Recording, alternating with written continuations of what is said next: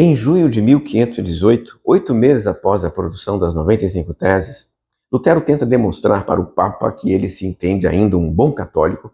Ele encaminha uma doce, respeitosa dedicatória no documento que ficou conhecido como Resoluções a respeito do debate sobre as indulgências. Mas o resultado não foi como ele desejava.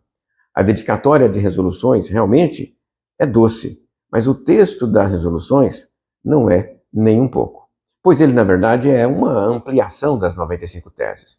Nas resoluções, Lutero explica e amplia cada uma das teses, incluindo aquelas que insistem em dizer que o Papa não tem poder para dispensar algum cristão da culpa por seus pecados. Ao receber, então, as resoluções e o prefácio, o Papa Leão X percebeu que os agostinianos da Alemanha não conseguiram repreender ou então calar Martinho Lutero. O que ele fez, então? Abriu formalmente um processo canônico contra Martinho. Lutero, neste processo, foi convocado a comparecer diante da Cúria Romana, em Roma, para dar conta de sua doutrina no prazo de 60 dias. A citação judicial chegou a Wittenberg no início de agosto. Lutero, evidentemente, não tinha a menor disposição para obedecer àquela convocação do Papa. Ele sabia que as suas palavras não iriam convencer ninguém lá em Roma e, provavelmente, assim que ele chegasse lá, ainda iria cair nas mãos da fogueira ou das fogueiras da Inquisição. A história de João Hus ainda estava fresquinha na memória de qualquer cristão da Alemanha.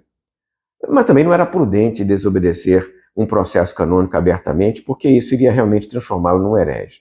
Então Martinho decidiu escrever para o secretário e capelão de Frederico, que era um amigo seu, solicitando apoio. Frederico da Saxônia não estava por perto naquele instante, pois se encontrava com os outros príncipes da Alemanha na dieta imperial, onde o imperador Maximiliano queria conseguir o apoio deles para nomear seu neto Carlos I como seu sucessor. O cargo de imperador germânico naquela oportunidade, naquele tempo, era eletivo. E quem votava eram alguns poucos príncipes alemães, e estes príncipes, neste caso, tinham um certo poder dentro do império.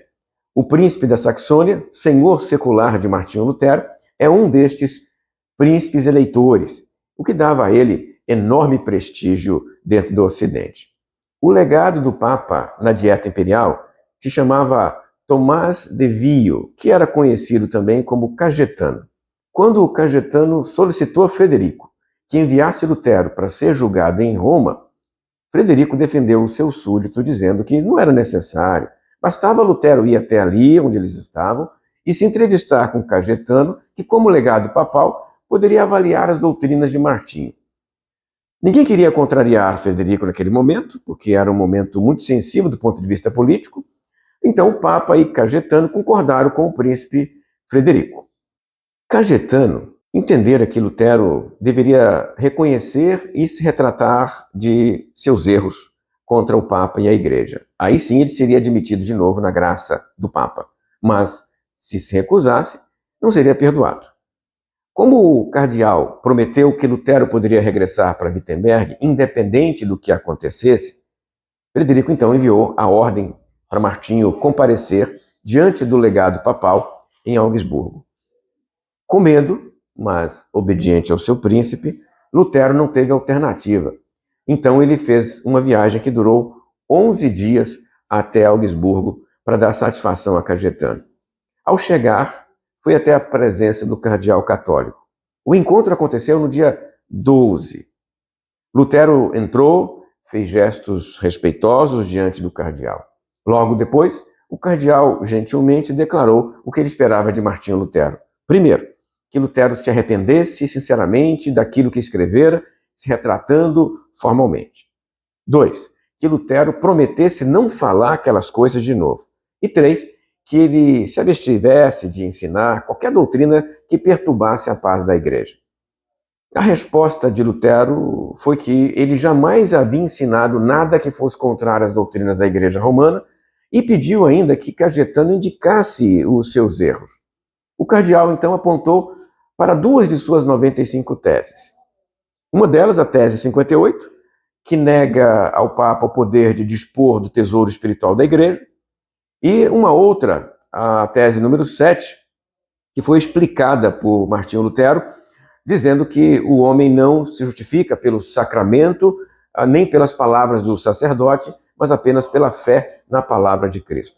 Cajetano argumentou que estas teses de Lutero eram contrárias, especialmente a uma bula papal de 1343. Em resposta ao cardeal, Lutero respondeu que os decretos humanos não são infalíveis, que o Papa não é infalível, que os documentos pontifícios não são infalíveis e não pode estar acima das Escrituras, e como tudo que ele disse se baseia na Bíblia, ele não cometeu erro nenhum. E imediatamente tentou entrar num debate ali com o Cajetano a respeito da salvação pela fé somente, mas o cardeal não permitiu. O cardeal disse para ele que estava ali somente para colher a sua retratação. Se despediu e foi embora. No dia seguinte, Lutero voltou a se encontrar com o cardeal, mas agora ele veio acompanhado de 2 conselheiros do príncipe da Saxônia e do seu superior agostiniano, que era o frei Juan de Staupitz. E ele, em vez de falar livremente, pegou uma folha e leu o que escrevera, aquilo que era um protesto, segundo Martinho Lutero. O Cajetano, novamente, exortou Martinho a se retratar, mas como Lutero estava ali com o seu superior e ainda 2 conselheiros do príncipe, permitiu que Martinho redigisse um texto que seria lido diante dele e depois iria ser levado para o Papa. Isso aconteceu na 3ª e última entrevista entre os 2. Lutero, então, pegou o documento que havia escrito e leu para o Cajetano, insistindo que as indulgências não substituem a fé somente, que a autoridade do Papa é inferior à de qualquer cristão que tenha melhores argumentos e outros itens lá de suas teses que ele elencou ali diante do Cajetano. O cardeal respondeu que as palavras de Lutero não passavam de impertinências, mas enviaria o documento para Roma mesmo assim. Em seguida, encerrou secamente a conversa e foi embora. Diante do resultado daquele encontro com o legado papal, Lutero ficou muito preocupado. Tão preocupado que fugiu da cidade a cavalo durante aquela noite. Chegou em Wittenberg no dia 31 de outubro de 1518, justamente no aniversário de suas famosas 95 teses. Em função da situação política do Império Germânico e a eleição do novo imperador, o Papa cogitou, inclusive, indicar Frederico para o cargo imperial, coisa que Frederico recusou. Em seguida, desejou o apoio de Frederico para a candidatura do monarca francês que ele apoiava. Esta situação política e estes arranjos fizeram com que o processo contra Martinho Lutero, em Roma, ficasse parado durante muito tempo. Em março de 1519, o Papa Leão X chegou a enviar uma cartinha carinhosa para Martinho, março de 1519. Escreveu o seguinte, o Papa: ao dileto filho Martinho Lutero, da Ordem dos Ermitas de Santo Agostinho, professor de teologia. Dileto filho, saúde e bênção apostólica. Com sumo prazer, temos entendido pelas letras do dileto filho Carlos Militz, nosso núncio, enviado ao dileto filho nobre varão Frederico, duque de Saxônia, que as palavras por ti pronunciadas ou escritas, menos retamente não pretendiam ofender nem a Santa Sede Apostólica, nem a nós, nem a Santa Igreja Romana. Tão somente responder a provocações de certo religioso encarregado de publicar algumas indulgências. O Papa termina esta carta convidando Martinho para vê-lo pessoalmente em Roma para se retratar. A estratégia política do Papa, entretanto, não deu muito certo. Frederico não foi eleito imperador, porque ele não queria, nem o monarca francês conseguiu votos suficientes na dieta imperial. Quem ganhou a eleição foi mesmo o Carlos I, eleição essa que aconteceu no dia 28 de junho de 1519. Carlos I foi eleito imperador da Alemanha com o nome de Carlos V. Sem estes entraves políticos, o processo contra Lutero, então, voltará a correr aqui agora. Logo surgiu, então, em Wittenberg a notícia que a Cúria Papal já estava redigindo a bula de excomunhão. O fim de 1519 e início de 1520 seriam, então, dias realmente difíceis para Martinho Lutero.